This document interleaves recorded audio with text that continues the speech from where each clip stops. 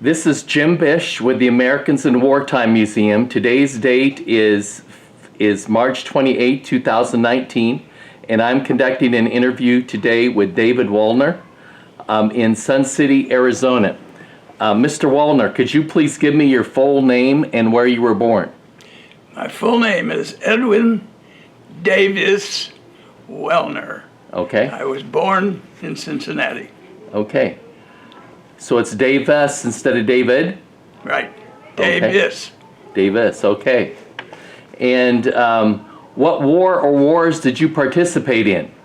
I participated in a major World War to all of us that was partly in the United States and partly in Europe. Okay. And World War II? World War II. About Korea? Were you ever in the Korean time frame? I was in the service in Korea, but I didn't actually go other than just carry a message. Okay. How about Vietnam? Oh, no, I was You were out by then? not out, but I was still in the service. Yeah. Okay. So you said you were born in Cincinnati. Did you Right. grow up in Cincinnati? I sure did. And you graduated from high school there? I sure did. How did you find your way? What year was it that you graduated from high school? 1940, 1947, was it? Oh, I'm bad. Yeah, I believe it was. Was it before World War II ended? Yes. Probably I graduated 1943 or from- so? He was in college. Okay. I had to go, I was in college at that time, so I had to finish it after the war. Okay. Do you remember then, you remember Pearl Harbor? Sure. Where were you at when Pearl Harbor occurred, when you heard the news? Oh my gosh. When I heard that news, I think I had been recovered from a POW camp, No, honey. and so we were hilarious, as a matter of fact. It was great. No, he missed Great it. news. Yeah, the Pearl Harbor, the attack by Japan on the Hawaiian Islands. Yeah. Were you in high school when that occurred? No. Or in I was college. Service. College day. You were in college? Yeah. Okay. And then you joined right after that. And, Oh. and so, Okay. yeah, after Pearl Harbor, then you joined the Army? Yes. Army? Right away. Was it the Armed Air Force? Army Air Force? It was the Air Force. Army Air Force. It was the Army Air Force, and then I was a cadet when I went in, Okay. and served almost a year as a cadet, learning the business of flying, Okay. and then immediately became an officer. Where did you go to school at then? Where did the Army send you to flight school at? Do you remember? Sure, Maxwell Air Force Base. Maxwell? Okay. And what are some of the things that you did after you got out of Maxwell Air Force Base? Were you sent over to Europe at that point, or were you still in the United States? I was in the United States for just a short while. You know, it was just a routine learning the business of flying. I spent time at Maxwell Air Force Base, short time, and then I was overseas. Do you know where did you go to overseas? I went to a place called Shrivenham.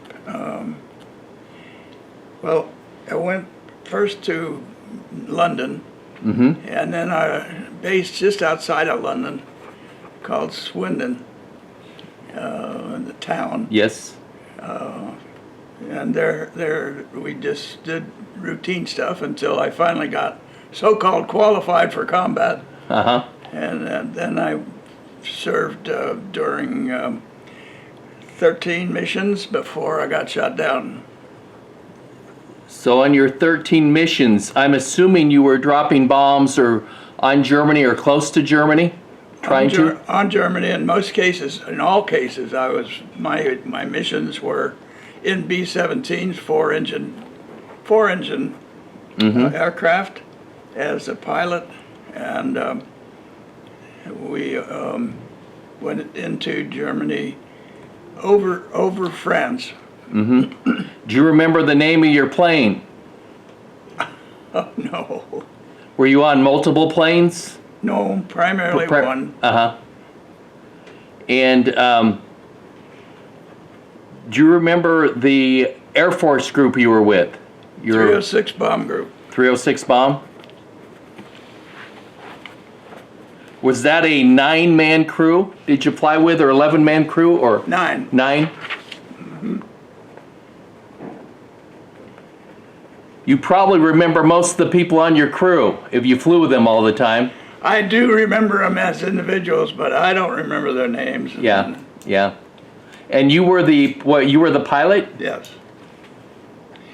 Yes, as a matter of fact, I always thought in my mind, you're a lucky guy, or else. Because I was the youngest of all, of all the crew and all the people around. I was only 20 years old. Yeah, yeah. As a pilot, I'm assuming you flew through a lot of flak, Yes, dropping. of course. Yes, of course. Did your planes get beat up quite a bit? The planes, I was lucky. I didn't get hit at all until the 13th mission, and I got hit directly, which didn't blow up the airplane. It disabled it.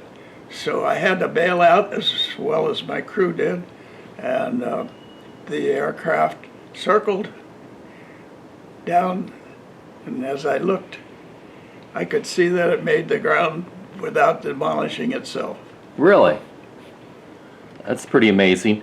Did all of the 9 crewmen, did they survive the crash? No, they didn't. There were 2 that we know of who did not make it. The rest of the guys just disappeared.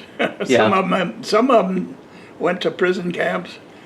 None of them went to my own prison camp for some reason. So, do you remember how you were captured? Oh, I dropped from roughly 35,000 feet. It's pretty high up there. So I'm drifting down, and they could watch me from the moment I left the aircraft. They could watch my descent, and so they were there down on the ground and circling me by the time I landed. Yeah. So I knew very well, I have to be a peaceful candidate for POW. To survive. To survive. Yeah. There's So- no use arguing it. Yeah. So, were you in Germany at the time? Yeah, well, yeah, of It was. course. I thought you might have been in northern France or something coming in through. There was a place called Bingen, Bingen, Okay. Bingen, Bingen. So then, I'm assuming you were taken to a prisoner POW camp. Ultimately, I think I had to spend a day in custody before being transported. And there was a very, very kind guy who very graciously laid a piece of newspaper on the ground for me, so I didn't have to sleep on the ground. So were there a lot of other Americans in camp with you? No, at that point, I was alone as far as Americans are concerned. Yeah. And then you gradually got to a larger prisoner of war camp? Sure. How long were you in the prisoner of war camp? It was close to 6 months. I was pretty fortunate. It was near the end of the war. Okay. So it was only 6 months. And the facilities, you're probably going to ask next, and the accommodations were tolerable. You could live with this situation in a prison camp. Of course, getting to it was a handicap. Yes. Yes. Were you injured at all in the fall? Nope. Nope. Very lucky. You were lucky. A lot of times. So did the rest of the crew. There was only one guy that we have a question about. He disappeared. Disappeared in Germany? In Germany. Yeah. So when you were in camp, what was that like as far as, were there a lot of Germans, or were civilians running the camp, or who was providing day-to-day contact with you? They were either reserve military in the German structure, or they were civilians who had been engaged to do this, and they were pretty good operators. They knew what they were doing. We didn't have much in the way of food. We didn't have much in the way of elbow space. Yeah. There were 18 people to one room, like about this size. And so we were limited in that way. And we did finally get to the final camp, and I was at that point resigned to just sit there and wait. There was neither food or good activity. There was not enough activity to be really helpful. And so we had to just endure and wait. So you were mostly just sitting around that entire time, Well, without much activity, physical activity? Not much activity. However, sitting around is not the answer, because we did walk a little bit around the camp on our own volition. Yeah. Were there a lot of Americans in the camp? Oh, heck yeah. Quite a few. Most of the, Ultimately. yeah, most of them Air Force. Yes. Air Force personnel. Sure. Yeah. So did you hear any war news while you were in the camp? Did you find out anything? Oh, absolutely. We kept pretty good track of it, and some of us even had maps that we were regarding how the progress of the war was. And it was not that secret. Yeah. And as a matter of fact, we had developed a relationship with the captors, and in my case, I visited very friendly. And kept a little bit informed that way. Did they know any English, or was just people through Sure, speaking? They did. Sure, they knew English better than I knew German. Yes. Yes. Where was it at that you were located? The POW? Stalag Luft 1 Okay. was located south of the Baltic Sea in Germany. So you were up in northern Germany. Right. How did you, what was the process when the war ended? Do you remember hearing about the end of the war, and what process occurred in which you were released? Well, of course, we began to hear the successes all along, and followed it very well. And we had pretty good intelligence about what was going on, and not in detail always, but sometimes with enough information that we could know where we were, how we stood, and how we were being in a position of winning actually. And we had that as a enthusiastic thrust that every morning, by golly, we're doing better and better and better.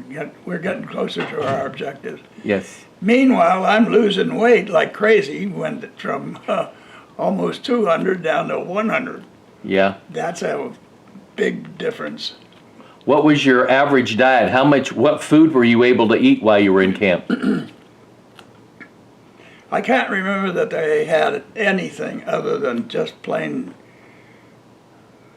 bread and Some soup? some soup occasionally, and oh gosh, it was not very much. And did you have decent water?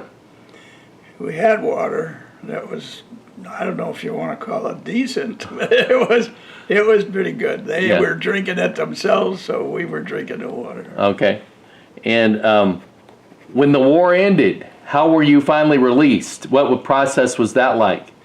Well, our troops came, in my case, and they overcame the camp. American forces did. American forces did, and they immediately arranged for our transportation back to our lines, in my case, back to France.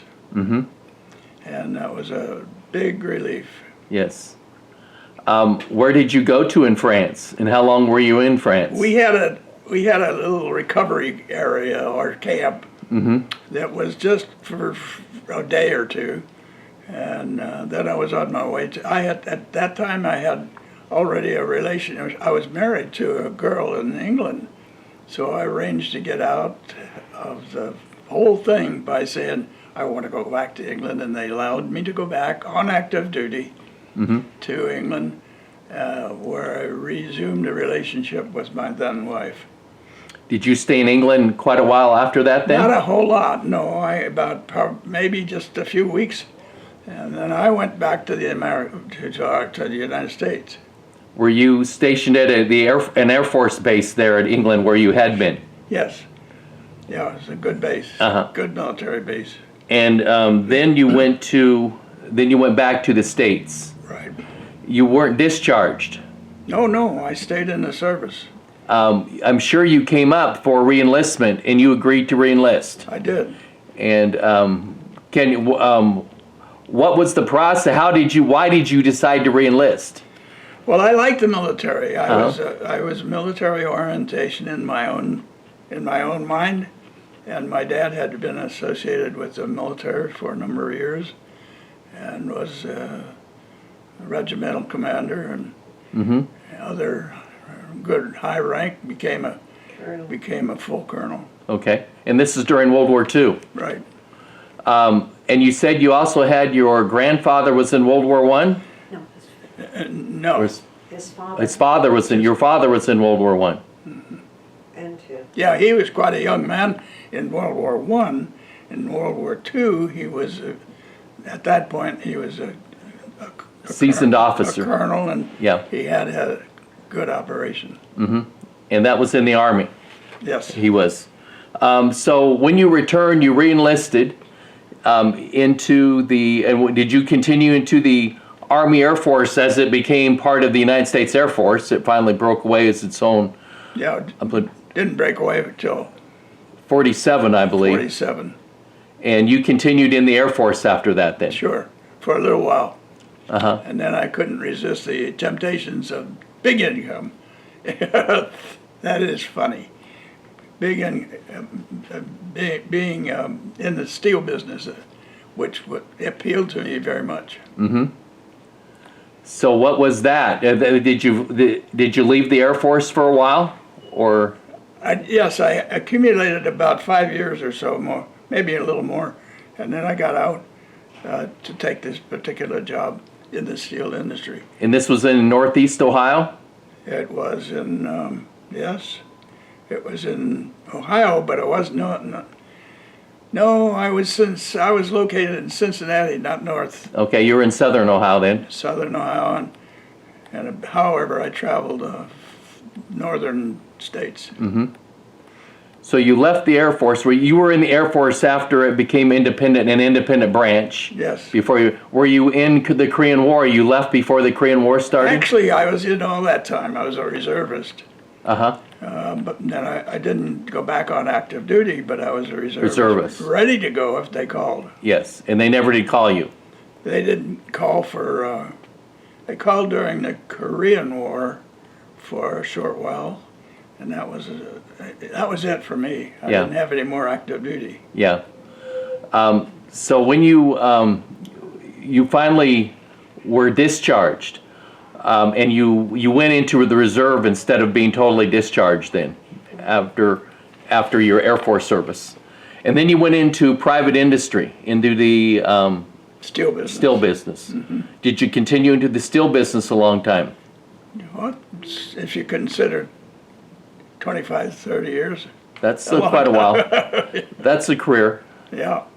Are there any highlights that you would like for people to hear or know about that we have not talked about with your service? Especially, I've got one question, I guess, with your service. were you bombing mostly industrial plants in Germany, or do you know what your targets were? Were they cities? Well, sure. We had really good briefings before we went out in the first place.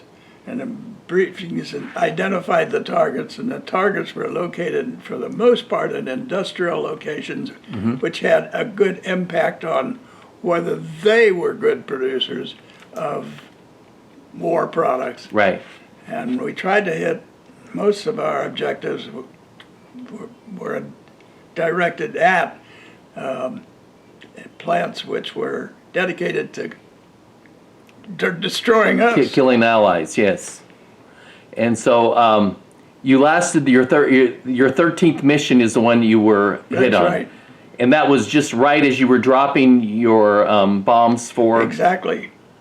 just as you were dropping. So you were right over your target when you were hit. I happened to be I think a little bit, maybe a 21-year-old boy, a flight commander of 3 ships. And my 3 ships went over the target and dropped our bombs. We were all looking pretty good.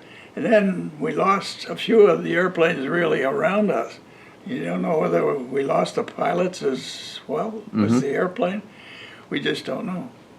Yeah. So you got out. Is there anything that you'd like to say before we conclude this interview about your service during World War II? I would say that we all who were there recognized the need to do this. It was not something that we would like, certainly wouldn't teach our children, look, this is a good way to go. But we certainly didn't hesitate. I didn't see anybody hesitate to pick up the gauntlet and go. Yeah. Yeah. Well, if there's no other anything else you'd like to say, I'll conclude by thanking you. Okay. Thank you for your World War II service, and thank you for the interview today. Thank you. Thank you.